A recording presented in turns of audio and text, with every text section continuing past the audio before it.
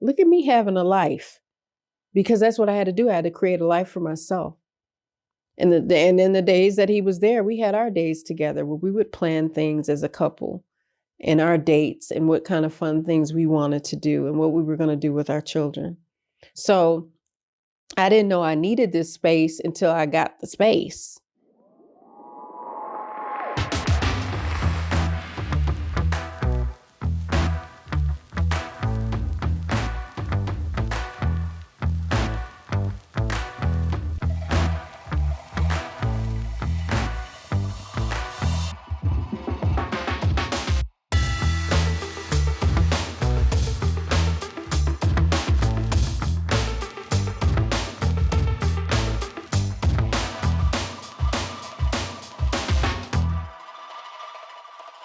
Assalamu alaikum, peace. It's Fatimah, Coach Fatimah, 1/3 of Outstanding Personal Relationships and co-author of the new book, Let's Talk Polygamy Uncensored.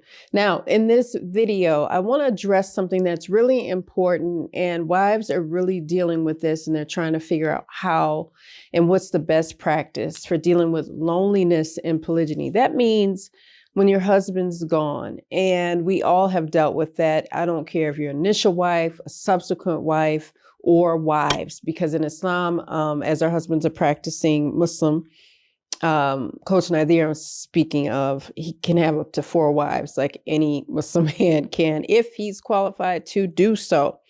Now, I've been asked, and a lot of these videos that I film are based off of different coaching or counseling sessions that I've held with different clients, or things I've been through. And I'm asked, how did you deal with loneliness in polygyny? Now, this was really early on, and some days you still might have loneliness. For those of you that might be new, again, our husband, Coach Nyla, has been practicing polygyny for 13 years now, and I've been married to him 28 years. So I've been asked often, how do you deal with the times when he's gone or the emotions around it? Now, one thing I learned early on is that you can miss someone and they don't have to speak a word to you. Just knowing that they're in the house with you, you miss their presence. And that's something that we learned as a couple early on in polygyny, was that we were so used to seeing each other all the time that when he did start switching nights between his 2 wives, myself and Coach Nyla, that him and I had a difficult time with separation because we were used to the presence of the other. Now, not difficult where we couldn't move and couldn't do the things that we needed to do in life. We're still parents. We still had businesses to run. So we had some purpose. However, getting adjusted to not seeing each other all the time. And we saw each other every day, but not on those, not every night like we were used to doing. So, and he had to adjust, and my co-wife had to adjust. Everybody had their own adjustments and things that they were specifically going through. And that's life, though. But I had to figure something out. I had to figure out what was I going to do while he was gone. And I still was a mother. I still had self-care days. And I had to learn how to pick those things back up and say, wait a minute. Today's hair care day, skin care day. I still had workouts to do. I still had my children to spend time with. And this actually allowed me more time to have like girls' night and do certain things with my teenage daughters and my younger daughters. Sometimes when my younger daughters would go to sleep, my 2 teenagers and we'd watch something. We'd watch a show, or they'd crawl up in the bed with me. And it gave us time to spend with each other. We did that before, but it was just different. So it was like we were helping one another through their dad being gone and getting adjusted to our new normal and embracing it. Was it easy? No, it wasn't an easy transition. No, it wasn't. But he made sure he saw us every day. He still does. And we celebrate that. He sees everybody in this family every day. So that's good. I think it's so healthy that he makes himself seen, even if he's just stopping through for a visit and then he goes back out, or he comes in, hugs everyone, checks and sees how our days are going, and then he goes back out, and he does that for my co-wife as well. So I had to pick up my art again, and create different drawings and pieces of artwork and spend time with my friends, spend time worshiping as I'm a practicing Muslima, praying, planning times to leave with my friends and go to different neighboring cities. I had fun enjoying that new normal because I had space. Assalamu alaikum, peace. I'm Coach Fatimah, one of the co-founders of Outstanding Personal Relationships. And I'm here to talk to you about the Nourishing Fulfillment Counseling Program. What I do is help women from all walks of life obtain information in the areas of relationship wellness, emotional resilience, self-confidence, and inner discovery for best results for their future success. Growth is about implementation for best practices, for best results for your future. So the Nourishing Fulfillment Counseling Program is here for you to help you kind of weed through some of those negative thoughts of self-limiting beliefs so that you can move forward and attain your goals so that you live a truly fulfilling life. So if you want to join me for my Nourishing Fulfillment Counseling Program, be sure that you visit me at CoachFatimah.com for details and start your Nourishing Fulfillment Counseling session today. I'll see you and I look forward to working with you. Assalamu alaikum. Peace. And for as much as he got married, I discovered that I needed this time and this space because my children had gotten older. Although some were still young and my daughters were older, I had to embrace this time and say, look at here.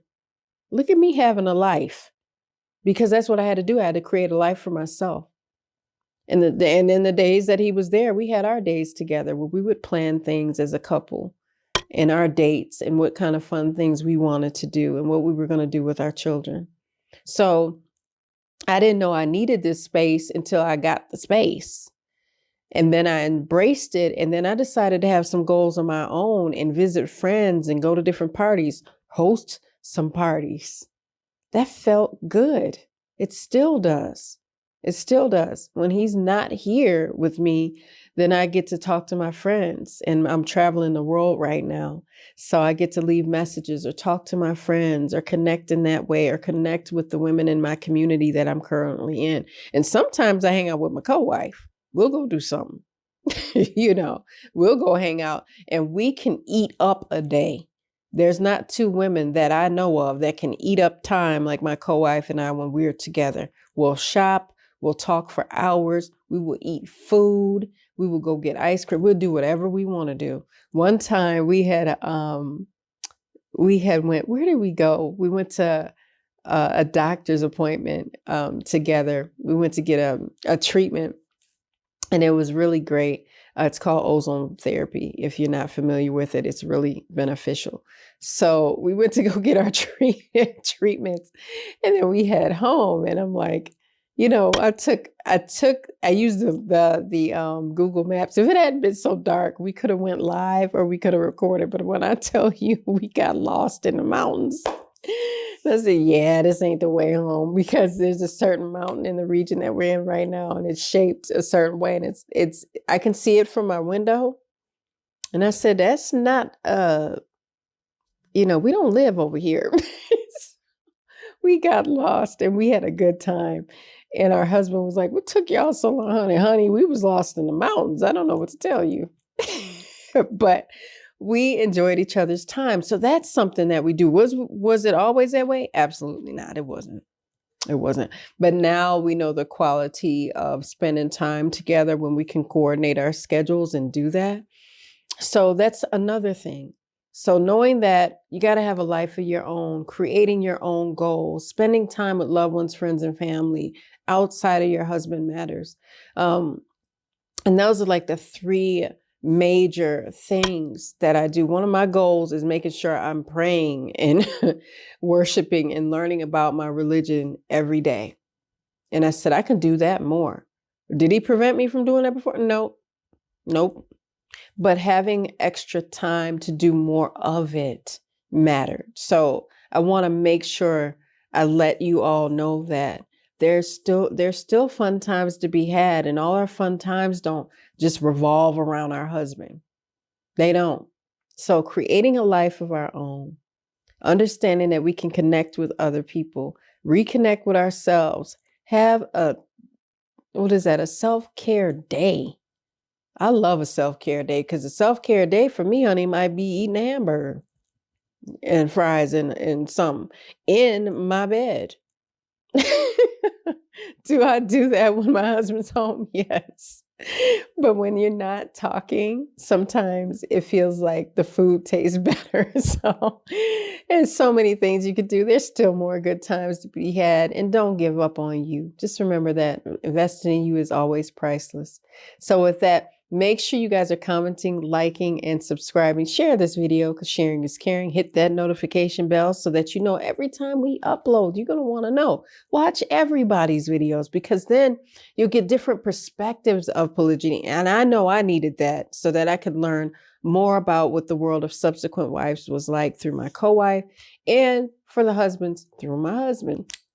So with that, make sure you guys head on over to our polygamyeducation.com site so that you can become a member of our private OPR education campus. It's exciting. It's so nice because it's a private campus. We have meet and greets. We have challenges. You're going to want to join those. And then my co-wife and I, Coach Nyla, teach live classes every week. So I teach a class. She teaches a class as well.